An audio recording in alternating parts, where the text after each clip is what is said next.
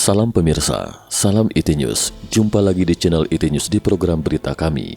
Hari ini kami akan sajikan berita tentang alih-alih mencela perbandingan semacam itu, Taipei harus mempersiapkan diri dengan lebih baik, termasuk melalui akuisisi suatu pencegahan strategis yang independen. Simak selengkapnya. Banyak pengamat situasi Ukraina sedang membandingkan situasi Ukraina dengan Taiwan. Kedua negara itu memiliki kedaulatan yang ditolak oleh negara-negara adidaya nuklir terdekat. Kedua negara itu adalah negara-negara demokrasi yang relatif baru. Dan kedua negara itu menghadapi musuh yang tidak hanya otoriter, tetapi secara ideologis demikian. Xi Jinping dan Vladimir Putin sama-sama mengklaim percaya secara salah bahwa bentuk kediktatoran personalistik mereka sendiri lebih unggul daripada apapun yang dilakukan oleh para pemilih kedua negara ini dapat memutuskan. Pemerintah Taiwan mendorong kembali perbandingannya dengan Ukraina, mengklaim bahwa membandingkan kedua negara itu adalah ketakutan atau perang kognitif. Mungkin benar demikian oleh sebagian orang. Menurut Reuters, juru bicara kabinet pemerintah Taiwan Lo Ping-cheng mengatakan bahwa di semua bidang Ukraina dan Taiwan tidak dapat dibandingkan. Ia melanjutkan, ada yang menggunakan kesempatan invasi Ukraina ini untuk memanipulasi apa yang disebut topik Ukraina hari ini. Taiwan besok, yang berupaya menghubungkan situasi Ukraina secara tidak tepat dengan Taiwan, mengganggu moral rakyat Taiwan. Hal ini tidak disarankan. Lo Ping-cheng mengatakan bahwa Taiwan adalah penting secara geopolitik dan merupakan suatu unsur penting dari rantai pasokan teknologi tinggi global. Taiwan memang membuat semikonduktor terbaik, tapi Ukraina juga memiliki ekspor teknologi tinggi, termasuk teknologi mesin jet dan rudal.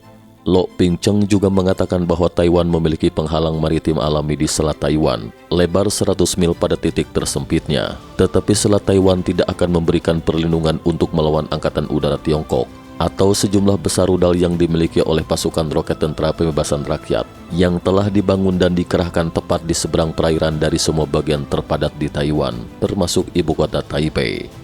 Kenyataannya adalah bahwa Taiwan tidak siap untuk berperang dengan Tiongkok karena secara tidak bijaksana mengandalkan setidaknya sebagian pada perlindungan Amerika Serikat. Bahkan setelah tahun 1979, ketika Amerika Serikat hampir membatalkan kedaulatan Taiwan dan hubungan perjanjian pertahanan timbal balik tahun 1955 untuk meningkatkan hubungan perdagangan Amerika Serikat dengan Tiongkok.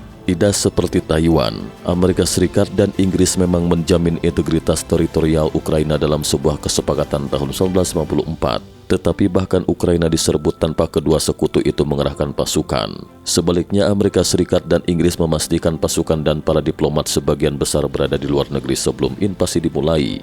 Jadi pasukan dan para diplomat tersebut tidak akan ditarik ke dalam sebuah perang eksistensial dengan sebuah tenaga nuklir.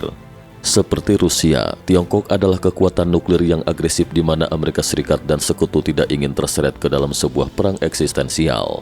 Jadi Taiwan harus memperkirakan perlakuan yang sama seperti Ukraina atau lebih buruk, mengingat Amerika Serikat tidak mengakui kedaulatan Taiwan dalam kasus sebuah invasi.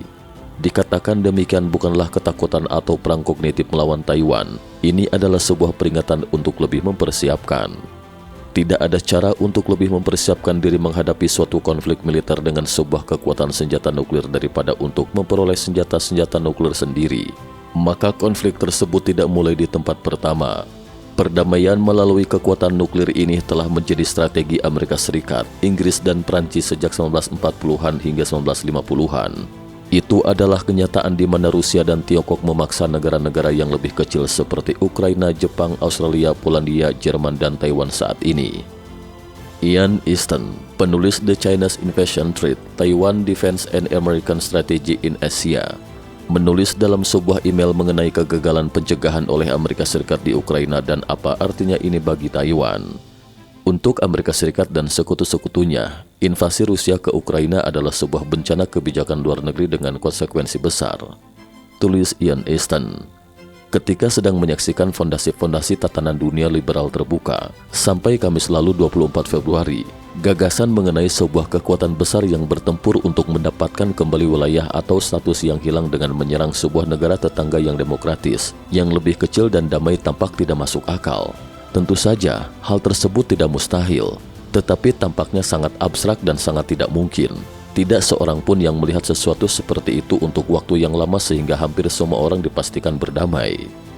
Jika Rusia tidak mundur dari Ukraina, jika Moskow benar-benar berhasil merampas negara berdaulat lainnya, hal ini mengirimkan sebuah sinyal ke Tiongkok bahwa Tiongkok dapat melakukan hal yang sama di Taiwan. Pemerintah Taiwan sedang menarik kesimpulannya sendiri mengenai apakah perlu untuk menjamin kelangsungan hidup di dunia baru perang antara negara ini. Tulis Ian Easton.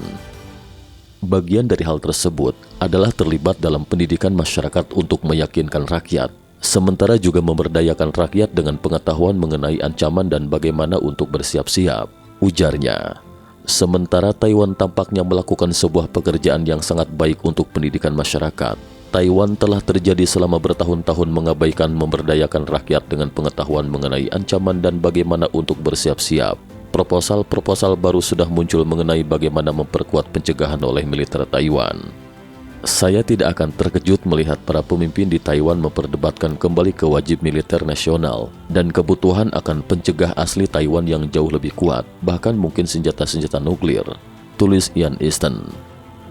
Setidaknya militer Taiwan cenderung menginginkan kemampuan untuk menyerang Beijing dengan rudal-rudal jarak jauh, dan militer Taiwan akan menginginkan kapal-kapal selam dan ranjau-ranjau yang dapat memblokade Shanghai. Kegagalan untuk mencapai tingkat pencegahan ini terlalu terlambat untuk berhasil harus dianggap melalaikan tugas. Kesalahan tersebut terletak pada Washington seperti halnya Taipei. Ini tidak lebih jelas daripada kebijakan ambiguitas strategis Amerika Serikat, di mana Amerika Serikat mengisyaratkan bahwa pihaknya akan membela Taiwan secara militer, tetapi tidak berkomitmen. Saat ini kebijakan ambiguitas strategis Washington terlihat kuno dan sangat berbahaya, tulis Ian Easton.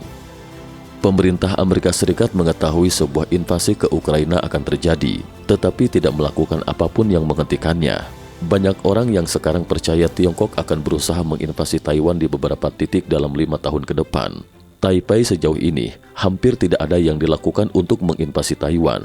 Washington memutuskan untuk tidak akan belajar mengulangi pengalamannya dari kegagalannya mengenai invasi di Ukraina dan menerapkan pengalaman pahit itu untuk pertahanan Taiwan.